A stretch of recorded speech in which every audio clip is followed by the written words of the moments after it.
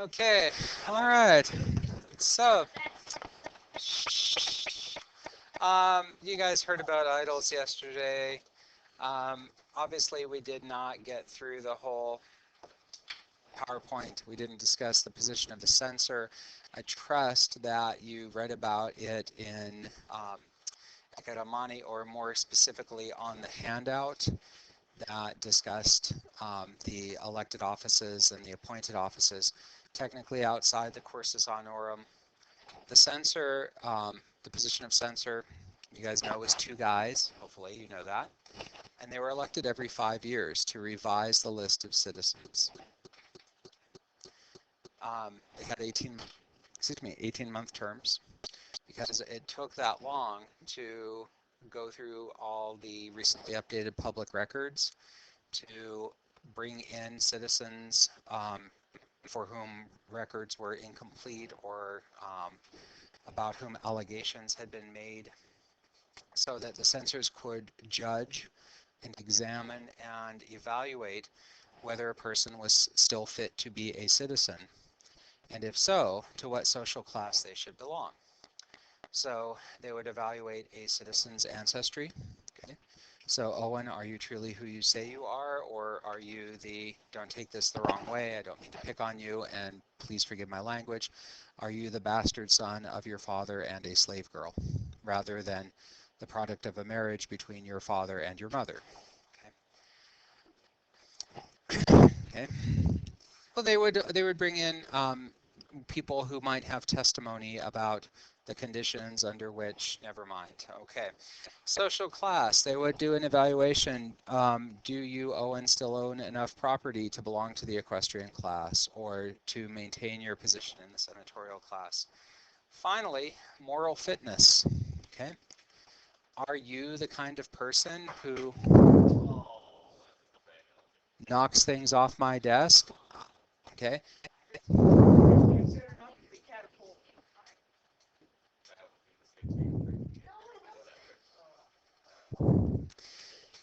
Okay, Shadia and syndrome both illustrate the dangers of wearing a cape. Okay. All right. So, I know you guys have questions, but I'm just trying to make sure your bases are covered.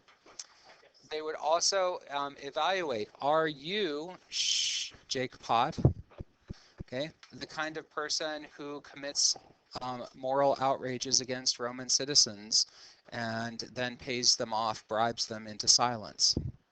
Okay.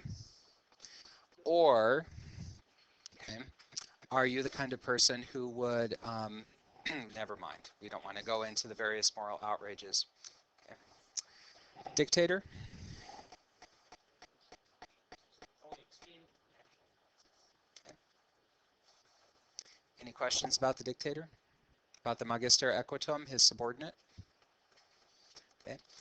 Now I am trusting, and it's a foolish thing to trust Devlin students, I've learned. Okay. Witness the case of plagiarism that I just turned into the office today.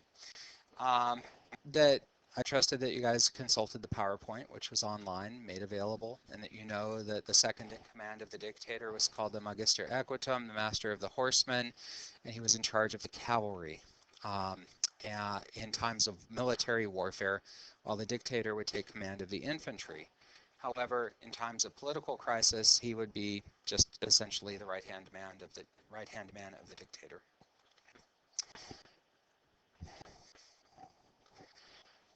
Key dates in the late Republic. I didn't hold you guys accountable for the second invasion of the Gauls. I did not tell you the story of Titus Manlius Torquatus. I didn't tell you the story of Brennus and Camillus. I didn't even give you the phrase "Why victis." Okay. No, "Why victis" is a great Latin phrase. It means woe. No, winners and victors generally don't have woe. They have joy. Woe to the conquered, woe to the vanquished. Okay. All right. I didn't tell you the approximate date for the publication of the 12 tables. The 12 tables were made reference to in the Ekaramani. Don't worry, you don't need to know that date. Okay. All right. Questions? Emma? Because Sun left those behind. Yes. Why would a censor be more important than a consul? What do you mean more important? On this list, the censor is above the consul. Right. Okay. So, what type of power does a censor have? Let us say that the censor doesn't like Owen.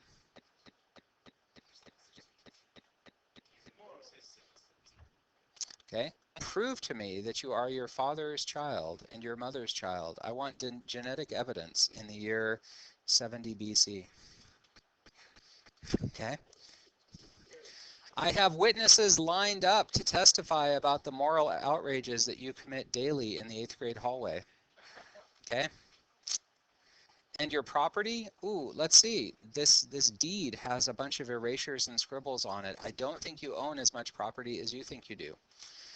Now, it's not to say that the censor had the power of life or death over Roman citizens, but the censors had the power to essentially affect the citizen status of citizens. That is a huge thing. Okay, it is not more important really than the power of a consul, but it is hugely important.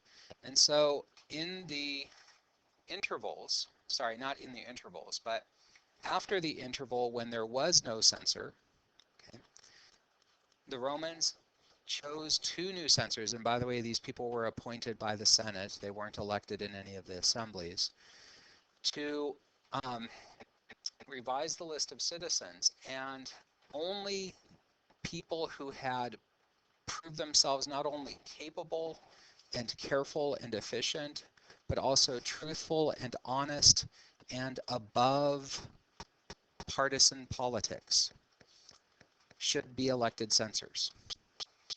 Okay? Because if on one side of a political debate or another, the 2 people who are chosen as censors have a political grudge, okay, they are in a position where their political grudge could have huge consequences for individual citizens. So let me put it like this. They weren't more important than consuls, but when they held office, they had to be, ideally, they had to be men of the best moral character and soundest judgment.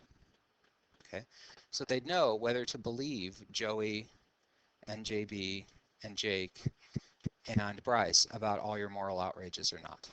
Okay, personally, I think they're just trying to get you into trouble, so you can stay a citizen of the Latin 2 class. Okay. Hopefully not.